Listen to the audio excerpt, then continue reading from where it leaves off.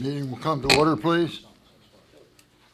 The notice requirements of the Open Public Meetings Act for this meeting have been satisfied. Would you please take a second, turn off electronic equipment? We'll stand for the Pledge of Allegiance. Attention, salute. I pledge allegiance to the flag of the United States of America and to the republic for which it stands, one nation, under God, indivisible, with liberty and justice for all.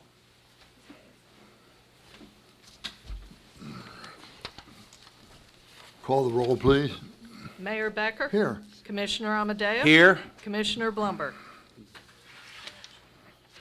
We have before us for approval the minutes of our meetings of December 20th. I move to approve those minutes. We can't do that. I wasn't at that meeting, was I? No, you weren't. Okay, we will table that We until have our to table that until the next meeting. I was not at that meeting and couldn't vote, so I can't approve the meetings. The minutes, we will do that at the next meeting. We will then open for public comment. 3 minutes on any subject you'd like to speak about.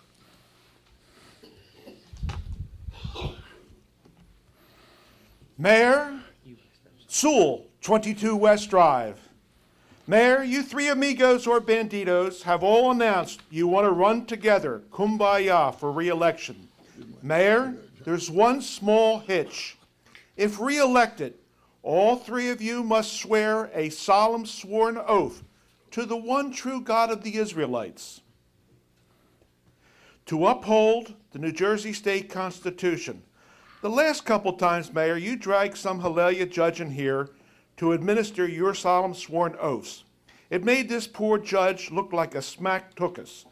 Since you have no intention to keep your word, Mayor, you have an excuse being cognitively challenged. You cannot recall, recollect, or remember diddly squat. However, your two youngins and co-conspirators have absolutely no excuse for not keeping their solemn sworn oaths. Their dismal, despicable failure to rein in your pathetic choices of appointees to the school board has been nothing less than a full-blown fiscal fiasco. It's like the foxes guarding the henhouse.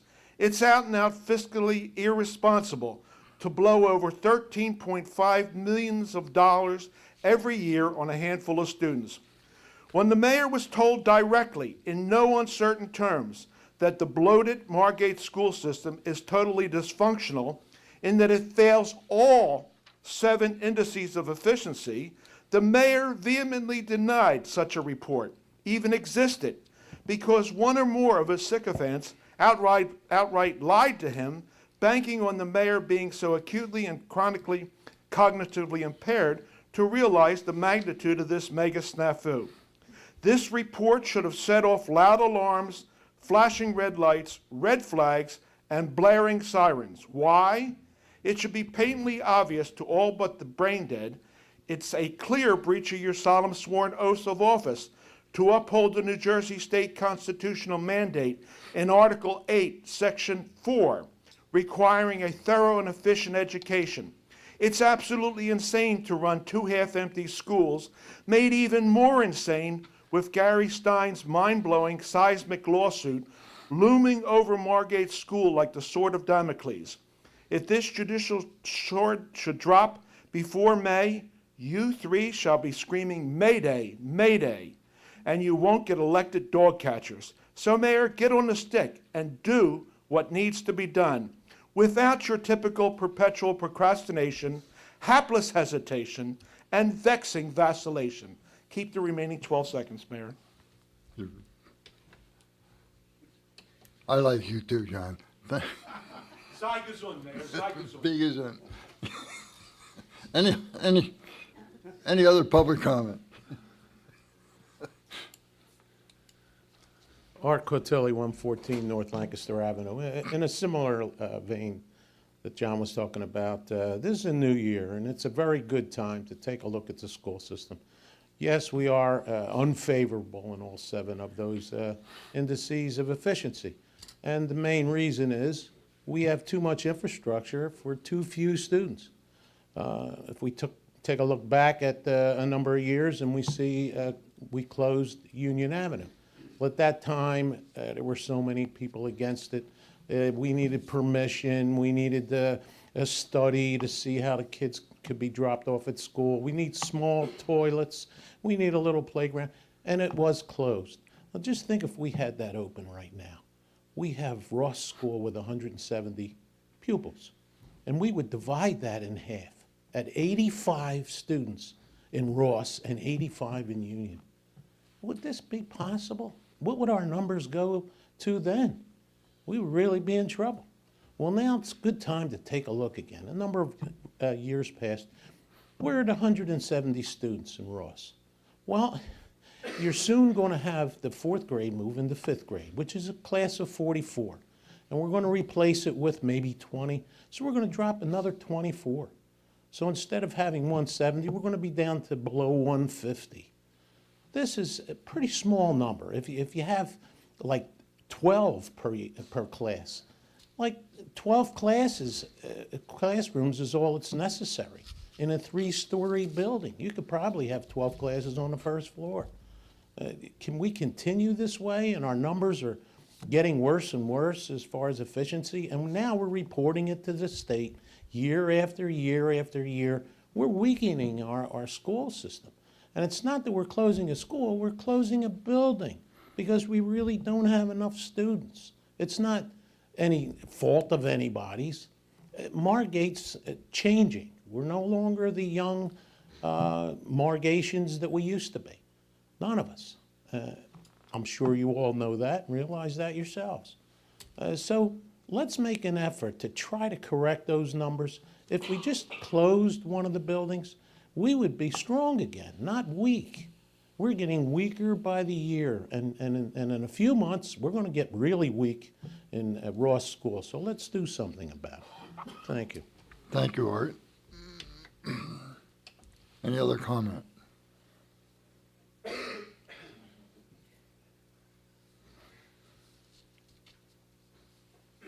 Luke Duff, 405 North Douglas Avenue. I just want to say thank you. I think the school system is great the way it is. I like having both buildings, and I think a lot of people that don't understand education don't understand all the requirements that are needed in the schools and why we need both schools. And I work in a K-8 district, and I love my district, but it's tough to have kindergartners come into the same school and share all the same hallways and classes and lunchrooms with 8th graders who are at a completely different level. And it's a little scary sometimes when they see and hear some of the things that the larger kids are privy to. So I really enjoy having the K-4 district and then the 5 through 8. And it prepares them, separates them, gives them their needs. And yes, I don't want to be too mean, but you need a younger generation of people to help take care of and help out the neighborhoods and look out for the elder generation who can give us a lot of wisdom and share a lot of things with us. But don't forget, there's a lot of young families in Margate who have students and children in Margate who take care of everyone in the city here. So you have to have your younger generation help with the older generation. And we appreciate everything that we can learn from each other, but I think the school system is perfect the way it is. Thank you very much. Thank you, sir.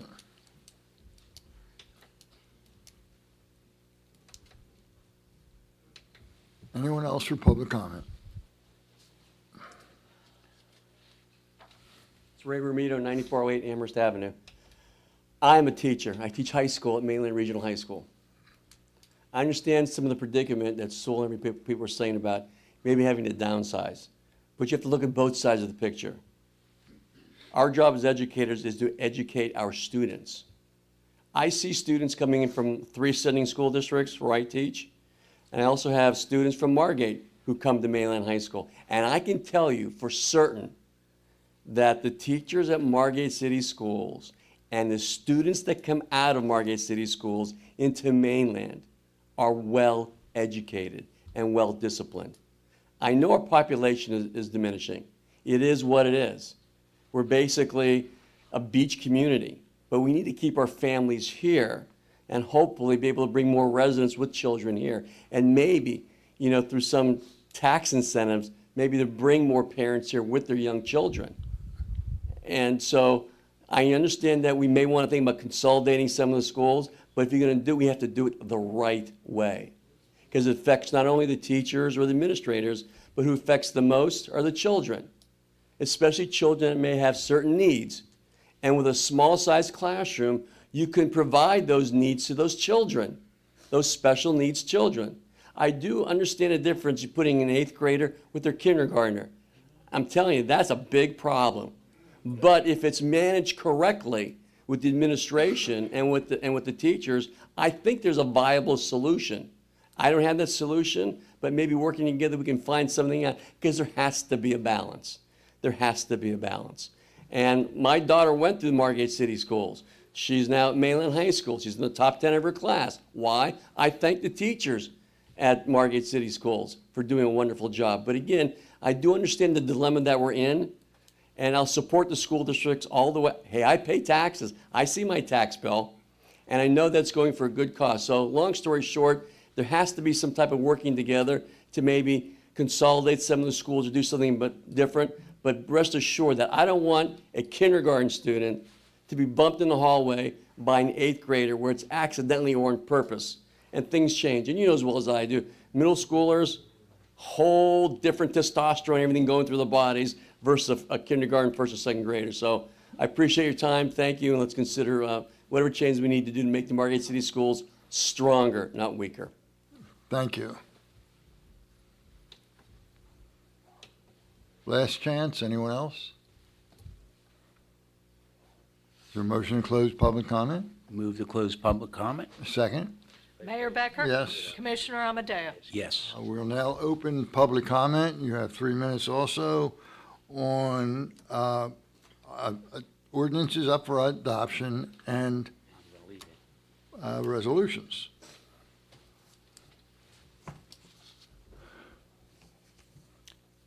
Good evening, Mr. Mayor and Commissioners. Your name please. Robert Baranowski. I'm an attorney with the law firm of Highland Levin in Marlton, representing the Harbor Vista Limited Homeowners Association. These comments pertain to the second reading on ordinance 29-2018.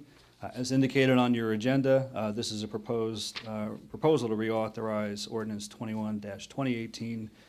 This is up for readoption based in part on certain conflict issues that were raised on the appeal of that initial ordinance. We previously submitted comments in writing and orally at the time of the adoption of that ordinance on September 6, 2018. So those are of record, and we'll just incorporate those by reference. I won't reiterate all those in full again. But as you are now reconsidering this ordinance with the benefit of counsel who's come in due to a conflict that was recognized for your regular counsel, Mr. Abbott, then we were presenting additional comments here tonight for your consideration, and there will be additional residents and members of the association stepping forward to present those comments. And I ask that you give those comments your full attention and consideration. Briefly, I would reiterate a significant legal deficiency that I had previously raised in court, and that's the issue of lot size and the issue of contiguity. The section of the statute that you're relying on, 40A:12-13B5, applies when the property at issue is less than 1/8 of the minimum lot size required in the applicable zoning district, and the property is contiguous to only one owner.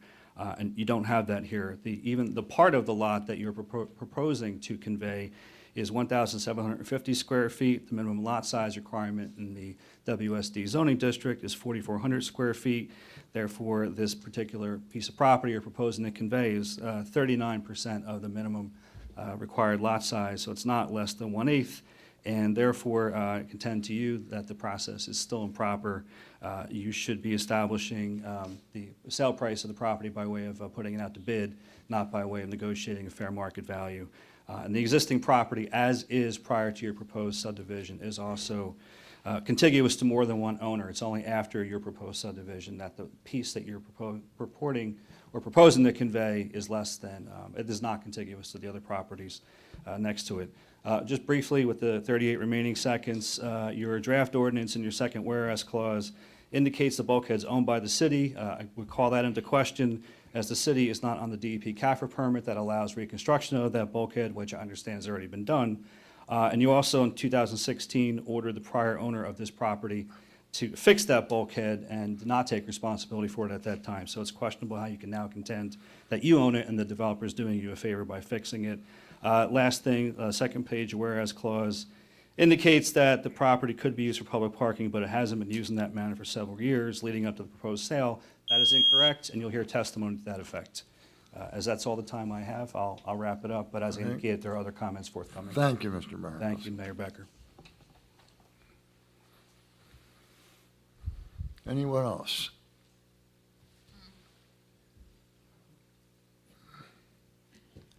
How you doing? Scott Karras, 9410 Amherst Avenue. About the parking outside of, which was Integrity, that area was fenced off, I want to say in early 2018. And I've been down here for 14 years as a resident, and that parking is used constantly. There's a statement here that says, at the end of this one paragraph, it says that it has not been used in a manner for several years leading up to the proposed sale. That's not true. It's not even close to true. I've been watching an unsafe parking issue, which I'm sure everybody here knows about. It's, there are people, prime time in the summer, June through, probably Labor Day, that the parking's used all over the place. There are people waiting on Amherst Avenue for people to pull out of those spots that you're going to give away or sell or whatever the deal is. Those spots are used all summer long, all summer long.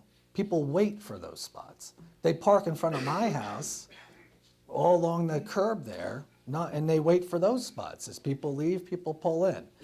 And later it gets at night, the drunker they are as they're doing it. So I just wanted to make a comment that ordinance does not, that's a statement that it was not used prior to the proposed sale is very false. It's not true. I live across the street. It's used constantly for public parking. Okay?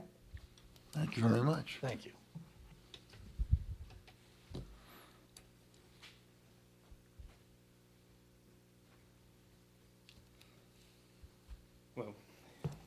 George Kennedy, 9414 Amherst Avenue.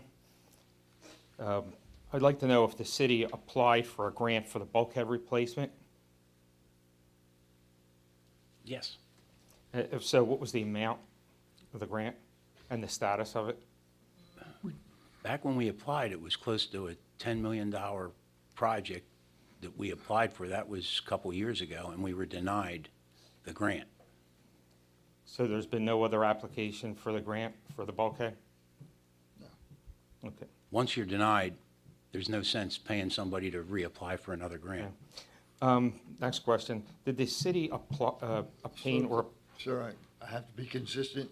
It's a public comment session, not a Question and answer. question and answer session. Well, I just would like to get this on the record. I'm curious to see if the city applied for a grant for the dredging of, in front of Amherst Avenue. Maybe you can't answer that, or maybe you We'll can. get back to you with the information. Sure, you can ask that way if you care. Yeah, and the next question would be, where does it stand? That's it. Anything else? Nope. That's it. Thank you.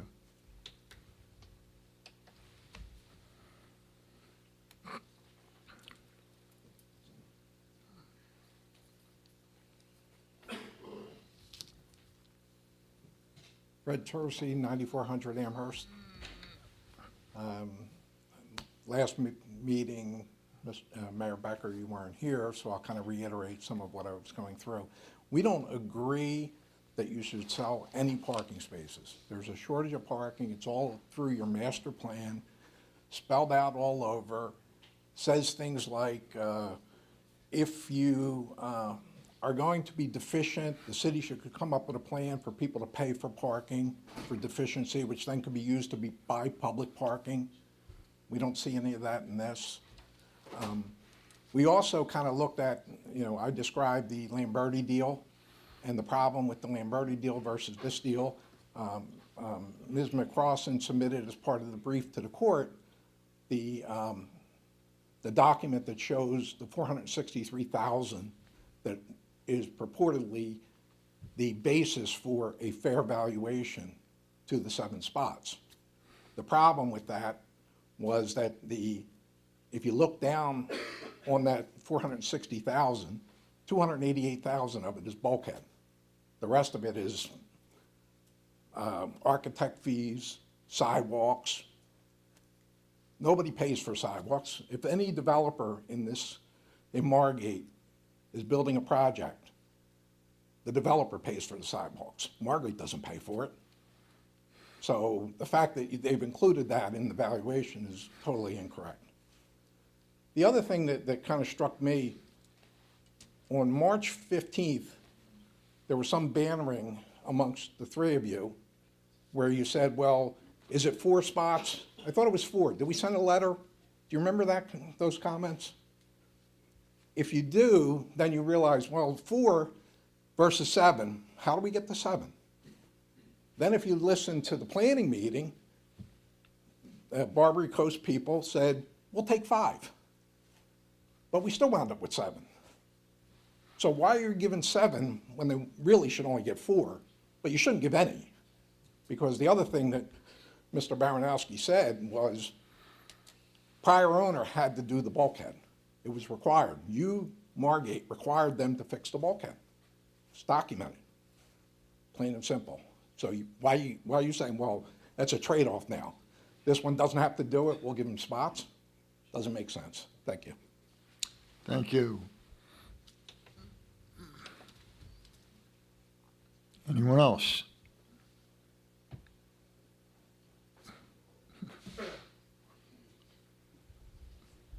Ray Romito, 9408 Amherst Avenue. I gave 2 beautiful comments earlier. This one, I have to agree with my neighbors on Amherst Avenue with regards to some of the parking spaces. We've all been there. We know what it's like. New Year's Eve, New Year's Day, packed.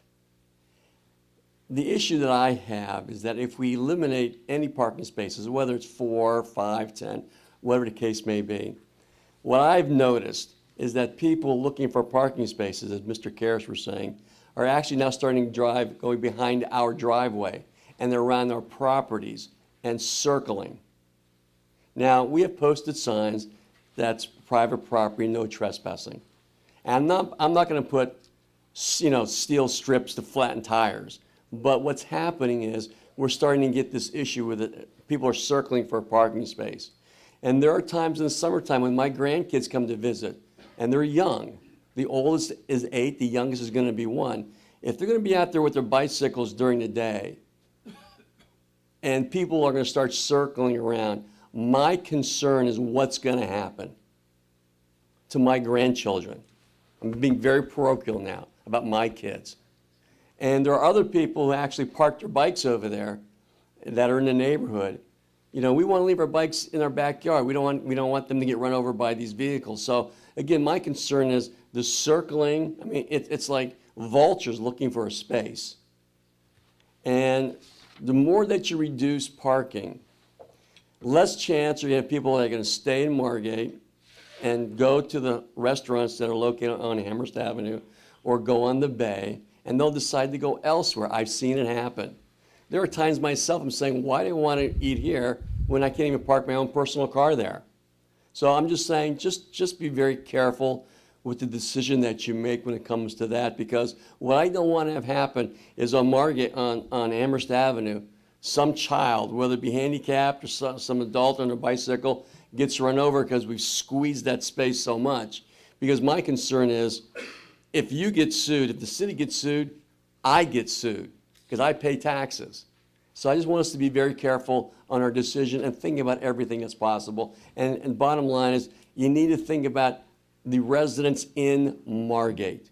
We live here 24/7. So thank you for your time. And again, Thank you. Happy New Year. Thank you. Same to you.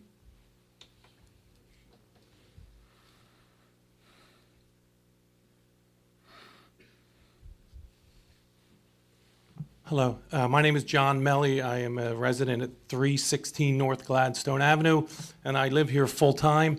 And I typically frequent the bars and restaurants on the strip there on Amherst, and I believe, like everybody else is saying, parking there is an issue. You can say whatever you want. I drive there. You could never find parking, and I think it's a very congested area during the summer hours. And, you know, I think you're just going to add to the problem. And I think you're going to open up a big can of worms by giving away something that's really owned by the taxpayers. Because if I own something on the bay there, I want free parking spots as well. You know, I mean, I think everybody's going to want what everybody else is getting. So I know there's a lot of, you know, friends and family and things like that. But I think you really need to think about what you're doing going forward, you know, as a taxpayer. Thank you. Thank you, John. Anyone else?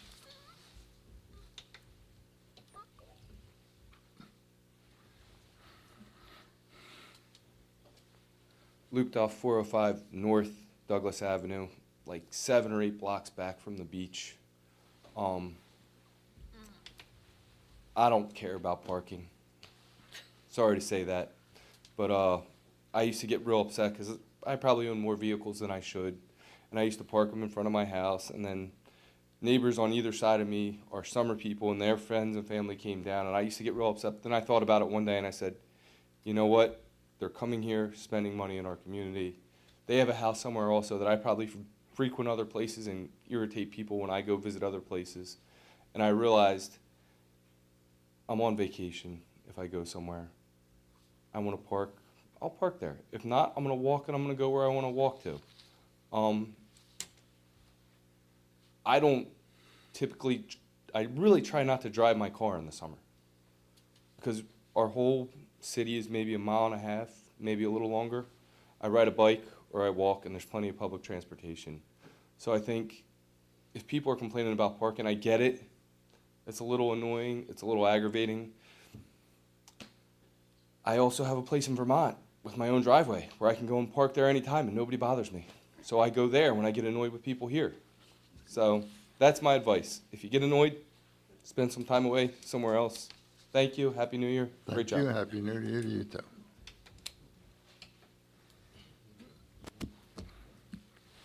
Last chance. Any more public comment, please? Is there a motion to close public comment? So moved. Second? Mayor Becker? Yes. Commissioner Amadeo? Yes. Commissioner Blumberg? We will now, Johanna? May I have a motion for the introduction of ordinance number 1, 2019, an ordinance amending Chapter 110 Construction Code? I'll make that motion. I'll second it. Mayor Becker? Yes. Commissioner Amadeo? Yes. May I have a motion to adopt ordinance number 29-2018, an ordinance to reauthorize a private sale of real property shown as a portion of Block 528, Lot 2.03 on the tax map of the city of Margate? I'll make that motion. Second that motion. Mayor Becker? Yes. Commissioner Amadeo? Yes. May I have a motion for resolution number 1, 2019, authorizing bill payment and claims? Make that motion. John? Second. Mayor Becker? Yes. Commissioner Amadeo? Yes. May I have a motion for resolution number 2, 2019, authorizing temporary budget? So moved. Second? Mayor Becker? Yes. Commissioner Amadeo? Yes. May I have a motion for resolution number 3, 2019, authorizing petty cash fund? Make that motion. Second.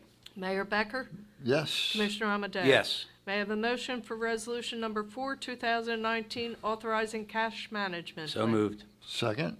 Mayor Becker? Yes. Commissioner Amadeo? Yes. May I have a motion for resolution number 5, 2019, authorizing the establishing depository and signatories? So moved. Second. Mayor Becker? Yes. Commissioner Amadeo? Yes. May I have a motion authorizing cancellation of tax or utility overpayment and balances in an amount less than $10? So moved. Second? Mayor Becker? Yes. Commissioner Amadeo? Yes. May I have a motion for the consent agenda, which consists of resolution number 8, 2019? What happened to number Oh, 7? 07. I decided to choke instead. Let's go back and change it. Okay. May I have a Take your time. motion for resolution number 7, 2019, authorizing tax payment and rate of interest? So moved. Second? Mayor Becker? Yes. Commissioner Yes. Alday? May I have a motion for the consent agenda, which consists of resolution number 8, 2019 through resolution 19, 2019? I'll make that motion. Second. Mayor Becker? Yes. Commissioner Amadeo? Yes. And Done. thank you, Johanna. John, is there a motion to adjourn the meeting? So moved. Second? Mayor Becker? Yes. Commissioner Amadeo? Yes. Happy New Year, everybody, and thank you for coming.